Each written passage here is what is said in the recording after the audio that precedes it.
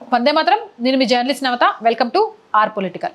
ఒడిశాలో ఒక వ్యక్తి తన చనిపోయిన సోదరి బ్యాంకు ఖాతా నుంచి మిగిలి ఉన్న సుమారు 20,000 రూపాయలు విత్డ్రా చేసుకోవడానికి ప్రయత్నిస్తే బ్యాంక్ అధికారులు అతడిని ఖాతాదారుల్ని వెంట తీసుకురమ్మని చెప్పేవారని, పలుసార్లు బ్యాంక్కి తిరిగిన ఆ వ్యక్తి విసుగు చెంది సమాధి తవ్వి సోదరి అస్థిపంజరాన్ని బ్యాంకు తీసుకువచ్చాడని, బ్యాంకు సిబ్బంది ఎంత మానవత్వం లేకుండా ప్రవర్తిస్తున్నారో అని చెప్పడానికి ఇదో గట్టి ఉదాహరణ అని సోషల్ మీడియాలో ఆ వార్త వైరల్ అయి ఆ వీడియో చక్కర్లు కొడుతోంది. మీరందరూ చూసే ఉంటారు.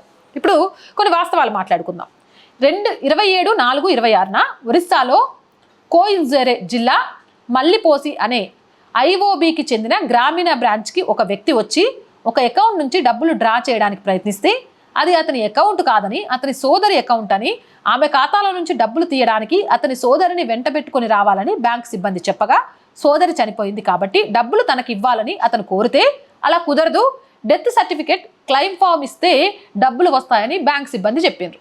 అతను ఎన్నిసార్లు అడిగినా బ్యాంక్ సిబ్బంది అదే జవాబు చెప్పడంతో విసుగు చెంది కోపంతో వెళ్లిపోయి సమాధి తవ్వి అస్థిపంజరం భుజాన వేసుకొని బ్యాంక్ ముందు నిరసన తెలపడంతో బ్యాంక్ వారు పోలీసులకు సమాచారం ఇచ్చారు. ఈ వార్త వైరల్ కావడంతో ప్రభుత్వ అధికారులు వివరాలు సేకరించి జనవరిలో చనిపోయిన అతని సోదరి death certificate, legal heir certificate ఇవ్వగా బ్యాంకుకు వచ్చిన అతనితో పాటు ఆమెకు మిగిలి ఉన్న మొత్తం 3 లీగల్ హైర్స్కి బ్యాంక్ అధికారుల ఖాతాలో ఉన్న 19,402 రూపాయలు ఆ తెల్లారే చెల్లించేశారు. అందువల్ల నిజ నిర్ధారణ చేసుకోకుండా సోషల్ మీడియాలో వచ్చే ప్రతి వార్తను వైరల్ చేయకండి. అలాగే ఈ సంఘటన బ్యాంకు ఖాతాదారులందరికీ హెచ్చరిక వంటిది. ఒక ఖాతాదారుడు పోతే అతని తర్వాత ఆ డబ్బులు ఎవరికి చెందాలి అనేది ఖాతాదారులు స్వయంగా నిర్ధారించుకొని నామినేషన్ ద్వారా ఆ పేరు లేదా పేర్లు బ్యాంకుకి ఇస్తే ఖాతాదారుడు కుటుంబ సభ్యులకు అలాగే బ్యాంకు వారికి కూడా చాలా సదుపాయం.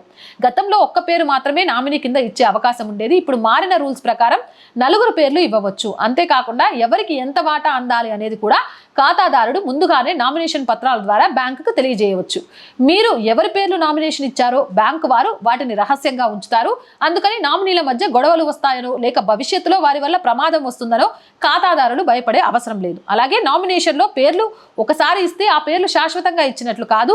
మీరు అవసరమైన ప్రతిసారి నామినీ పేర్లు మార్చుకోవచ్చు. అది మీ హక్కు. అందుకని బ్యాంకు ఖాతాలు అంటే సేవింగ్స్ ఖాతాలు మరియు ఫిక్స్డ్ డిపాజిట్లు ఉన్న అందరూ వెంటనే బ్యాంకుకు వెళ్ళి మీ ఖాతాలకు నామినీ పేర్లు ఇచ్చారా లేదా అని తనిఖీ చేసుకొని, ఇవ్వని వాళ్ళు వెంటనే నామినీ పేర్లు బ్యాంకుకి ఇచ్చి వారి దగ్గర రసీదు తీసుకొని దాచుకోండి.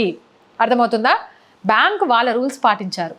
అలా రూల్స్ పాటించకుండా ఎవరైనా వెళ్ళిపోయి చనిపోయారు, తప్పిపోయారు, ఇచ్చేయండి అని ఇచ్చేస్తే ఎన్ని ఫ్రాడ్లు జరుగుతాయో ఒక్కసారి ఆలోచించండి. ఆ వ్యక్తి మీద సింపతి చూపించడంతో పాటు బ్యాంక్ ఎంప్లాయీస్ని చాలా మంది తిట్టారు. నేను సింపతి చూపించడం తప్పని చెప్పట్లేదు, కానీ బ్యాంకు ఉద్యోగులను ద్రోహులుగా చూపించడమే తప్పని చెప్తున్నాను. వాళ్ళ వృత్తి ధర్మాన్ని వాళ్ళు నిర్వర్తించారు.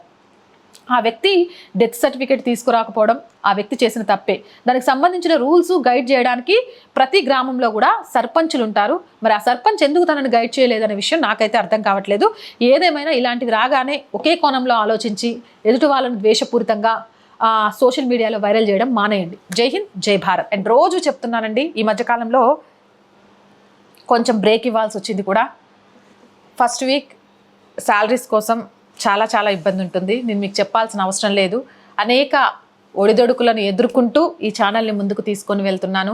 మీ అందరి సహకారం ఉంటుంది అనే ధైర్యంతోనే ఆ సహకారాన్ని అందిస్తారు అని ఆశిస్తున్నాను. సహకారం అందించాలి అంటే నేను చెప్పవసరంలే, సబ్స్క్రిప్షన్ పక్కనే జాయిన్ అనే బటన్ ఉంది. 1 to 5 లెవెల్స్ ఉన్నాయి.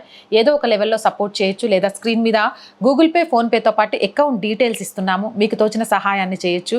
అలాగే బ్యాంక్ అకౌంట్ డీటెయిల్స్ కూడా ఇస్తున్నామండి. కొన్నిసార్లు చాలామంది కాల్ చేసి ఫెయిల్ అవుతున్నాయి అని చెప్తున్నారు. ఫోన్పేకి లిమిట్ ఇచ్చారు కాబట్టి అంతకు మించి ఒక 10 ట్రాన్సాక్షన్స్ జరిగినాయి అంటే ఆగిపోతుంది. అందుకే అకౌంట్ డీటెయిల్స్ కూడా ఇస్తున్నాము. సో ఈ నెల ఆర్ వాయిస్ని ఆర్థిక ఇబ్బందుల నుంచి బయటపడేయాల్సిన బాధ్యత మీదే. అలాగే ప్రతి వీడియోని లైక్ చేస్తూ ఉండండి, షేర్ చేస్తూ ఉండండి.